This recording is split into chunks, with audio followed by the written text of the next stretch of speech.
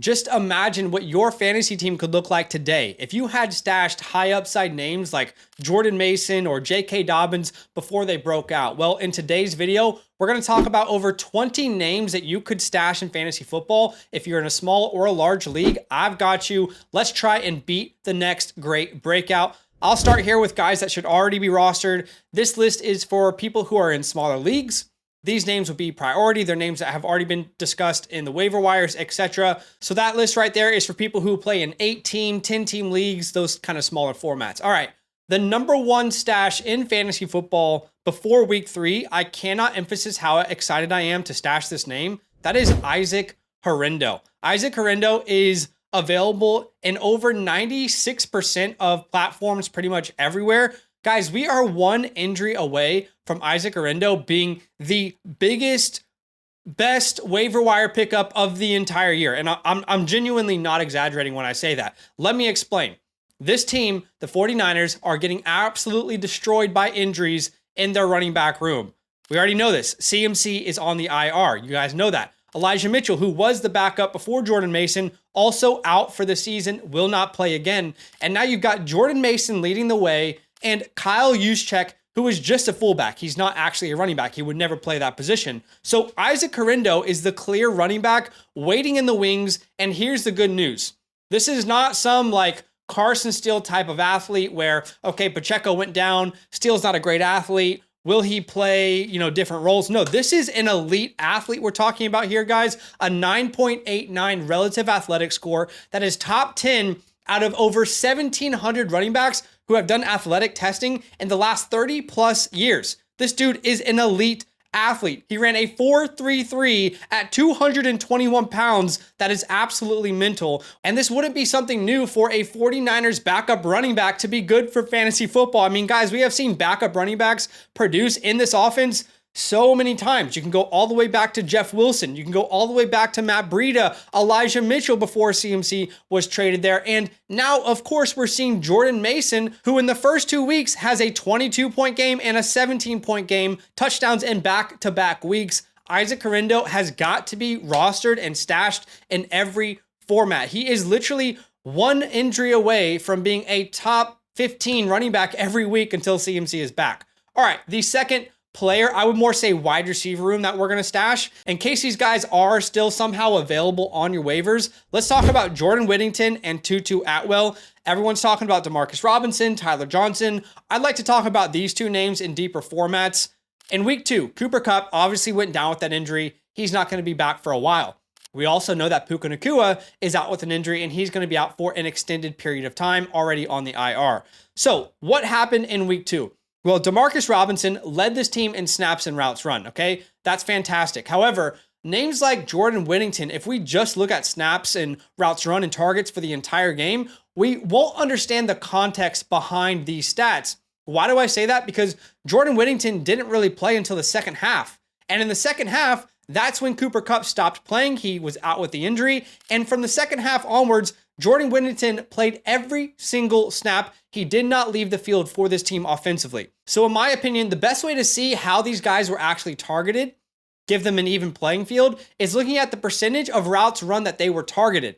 For Demarcus Robinson, targeted on 14.3% of his routes run. For Tyler Johnson, targeted on 12% of his routes run. Here's where things get interesting. Jordan Whittington, who only played in the second half, targeted on over 15% of his routes run, more than Demarcus Robinson, more than Tyler Johnson. And Tutu Atwell. Guys, this is a sleeping giant potentially. Targeted on a whopping 40% of his routes run.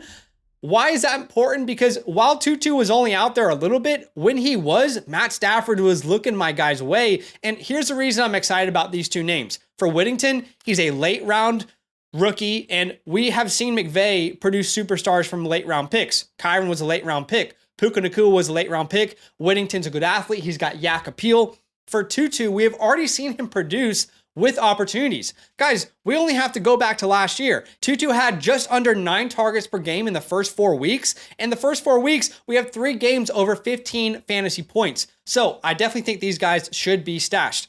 All right, at number 3, I know I'm going to get a lot of hate for saying these two names, but I genuinely think we have to think about this. Xavier Legette and Adam Thielen. Why in the world would I be telling you to stash these guys? Well, here's the answer. We've got Bryce Young officially benched. Andy Dalton will be the starter for the Carolina Panthers. Guys, the last time Andy Dalton started for the Carolina Panthers was week 3 of the 2023 season, just last year. In that game, he threw the ball 58 times, over 360 passing yards and 2 touchdowns. And Adam Thielen had 14 targets, over 140 yards and a touchdown. And even DJ Chark had 80 plus yards and a touchdown on 11 targets. He was spreading the ball around, and there were multiple really good fantasy wide receivers. There's a good possibility the reason this change was made in Carolina is because Dave Canales didn't feel like he could run his full offense with Bryce Young, given his limits athletically. So there's a chance now with Andy Dalton as a starter for this team that they could stretch the field a little bit more. They might be more confident to throw the ball with a guy like Andy Dalton. And look, it's probably smarter to add Adam Thielen over Xavier Legette, but I'll make a case for both. The case for Adam Thielen is he's the veteran. He has a connection already with Andy Dalton. And in week 2, he had the most snaps and routes run compared to these two names. The case for Xavier Legette is he's a young rookie. We see rookies and their role continually grow in their rookie season. So, he could also be a sleeping giant himself. All right, the fourth name that you've got to get rostered, I'd say this is in deeper leagues. Let's talk about Jalen Wright. Why do I say in deeper leagues? Well, very clearly, I've already seen it in a lot of leagues. Jalen Wright is going to be a very commonly dropped name after waivers clear this week because he didn't really do much on that Thursday night football game. Let's play good cop for a second, okay? Good cop is Raheem Mostert is already on the IR. Jeff Wilson is already dealing with an injury. This is an elite fantasy backfield in Miami, and you have an elite athlete in Jalen Wright, just like Isaac Herendo. He had a 9.81 relative athletic score, which is top 40 out of over 1,700 running backs who have done athletic testing in the last 30 plus years. So ultimately, I think you should be stashing Jalen Wright. His role could grow. Think about it. It's not uncommon for rookie running backs to get more and more opportunities as the season goes along. Yes, I get it. This offense will not be as good without Tua, but I still think with Mike McDaniel, they're going to be able to figure out how to run the ball effectively. All right, number 5, let's talk about a big wide receiver in the Big Apple, Mike Williams. The Jets very clearly need a wide receiver 2 to step up in this offense. I mean, you can visibly see Aaron Rodgers getting upset each week with Allen Lazard and the mistakes that he is making. Mike Williams recovering from the ACL tear. Now, remember, that happened last season, and it happened very early, so he should be really starting to figure things out as we go. And he's slowly getting more and more opportunities this season. 18% of the snaps in week 1 goes to 65% of the snaps in week 2. I feel like there is a big game coming for him and Aaron Rodgers. And we already know that Mike Williams can produce for fantasy football, right? In 2023, averaged over 16 points per game, over 13 points per game in 2022, and over 15 points per game in 2021. I think Mike Williams should be on every roster. At number 6, let's talk about Jalen Polk. We talked about Jalen Polk on this video last week, and I'm going to continue to talk about Jalen Polk. There were a lot of hate comments on last week's video. Why the hell would we roster Jalen Polk? Jalen Polk's a waste of a roster. This guy has no idea what he's talking about. Well, I want to talk to the people who are willing to listen. Jalen Polk made really good progress from week 1 to week 2. All right, in week 2, we had Jalen Polk, who was second in snaps amongst wide receivers, second in routes run, and first in targets. Now, the issue is the team only threw the ball 21 times, so 3 targets isn't that exciting to look at, but this is already a lot of growth from week 1 to week 2 for Jalen Polk. I mean, let's look at it. His snap percentages are up. His route participation is up. His target share is up. His total touches are up. And his fantasy points per game also up. We know 9.2 fantasy points in week 2. He scored that touchdown. It was great to see. And, this is a guy who has round 2 draft capital. We have seen round 2 wide receivers contribute to fantasy football consistently over the last couple years. Ultimately, the reason to stash a name like Jalen Polk is because of Drake May. Guys, Drake May will start for this team at some point. He just will. And if Drake May is a superstar, you will regret not having Jalen Polk on your team. I promise you, he's got to be rostered, especially in deeper formats. At number 7, let's talk about Josh Downs, okay? This team very clearly needs that intermediate, over-the-field, quick pass type of option. Alec Pierce, Adonai Mitchell, those guys are great deep threats. Anthony Richardson needs that security blanket, if you will, that safety blanket over the middle of the field. Josh Downs had a really impressive rookie season, 98 targets, over 770 receiving yards, almost 10 PPR points per game.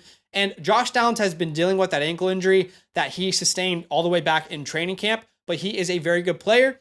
Hopefully, he will be the missing piece for this offense. At number 8, we'll talk about another name that will be heavily dropped in leagues across fantasy football this week, Colby Parkinson. So you see the percentages right now where he's rostered. I believe those will go way down after waivers clear. And I think he still should be rostered, especially if you need a tight end just to bank on. All right, let's talk about it. In week 1, Puka Nacua left the game. He had 5 targets, 4 catches, 47 yards. All right, had a pretty decent fantasy performance. Now, in week 2, Cooper Kupp also left the game, and Colby Parkinson just fell flat on his face. Terrible game. This team was completely out of sync from the get-go. In fact, there was not a single moment where the Rams, like, their heads weren't even spinning. I mean, look, like, literally, they were down 14-0 in the first quarter, then 21-0, then 24-3 at half. I mean, they were constantly catching their breath. They couldn't run the game plan they wanted to because Puka Nacua was out and Cooper Kupp was also out. I think now that they don't have both of those wide receivers, I believe Colby Parkinson could be a bigger part of this game plan moving forward, and I believe he should be rostered in every single format, especially if you got a gunslinger like Matt Stafford still back there throwing the ball. All right, at number 9, this is a deep dive. All right, this is for people in deep formats. You probably haven't heard of this name, Devon Vele. We talked about him last week. He wasn't able to play in week 2, unfortunately, due to a rib injury. However, in week 1, let me remind you, he was 3rd amongst wide receivers in snaps and routes run. And he had 8 targets in his rookie debut. He was targeted on 26% of his routes run and had a 19% target share as a rookie. That is absolutely incredible. And his competition for opportunity is Josh Reynolds, who has averaged 419 receiving yards per year in his career. But clearly, based off what we've seen from Reynolds so far, there is room for production in this offense. I mean, just last week, we saw Josh Reynolds get 93 receiving yards and over 13 points. Last thing I'll say is this team is going to throw the ball a lot all year. So far through 2 weeks, they are 3rd in passing attempts. They are down in most games. Bo Nix is being asked to do way too much, but that means there could be some fantasy success for a name like Devon Vele. And the last name I'll mention is Keaton Mitchell. This take is specifically for people out there who have empty IR spots. Let me be very, very clear. If you play in a league with no IR spots, you don't pick up Keaton Mitchell. There's no reason to. But if you are playing in a league where there is IR spots, he's a free stash. And if you loved Devon Achane, then you will love Keaton Mitchell. I mean, you can make a strong argument that Keaton Mitchell was even more explosive than Devon Achane in the year 2023. In 2023, Keaton Mitchell was 1st in yards per carry, 2nd in explosive run rate, 2nd in missile tackles forced per attempt, and 1st in yards after contact per attempt. That's minimum of 25 rushing attempts. And the question is, well, will there be a role for Keaton Mitchell? Well, there's a role for Justice Hill. In my opinion, Keaton Mitchell is a big upgrade over him, and the Ravens love to run the ball anyway. I mean, if you look at the past, 5 years? 3 out of the last 5 years, they've been the 1st team in rushing attempts per game. It's a free pickup. There's literally no reason to be upset about that take unless you just want to get upset about nothing. And then we will finish off the video here with deep league stashes, all right? This is for those 12-team, start 10, 14-team, 16-team leagues. Names like Ricky Pearsall should be rostered, especially now with the Deebo Samuel injury. Marshawn Lloyd, again, put on the IR. If you have an IR spot, go pick him up. Talented guy who can't stay healthy. Kendre Miller is another name you should not be sleeping on. For tight ends, Tucker Kraft, Eric All. Eric All is a rookie tight end in Cincinnati. He's getting work, which is really cool to see. Jalen McMillan, one of my favorite rookie wide receivers. It's just there's not enough targets to go around right now. Luke McCaffrey is a slot wide receiver for the Commanders. Adonai Mitchell, we talked about him. And then Luke Schoonmaker if Jake Ferguson were to miss time. All right.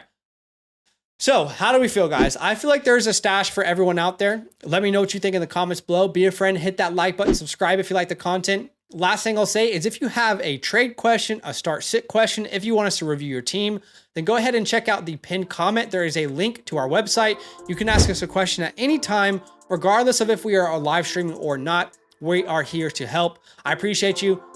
Let's go pick up some early stashes and let's beat the breakout. Now that those idiots are done talking, who needs some rankings? Hell yeah, I need some rankings. Then use promo code LAND, LAND, for 30% off any membership at flockfantasy.com. Oh.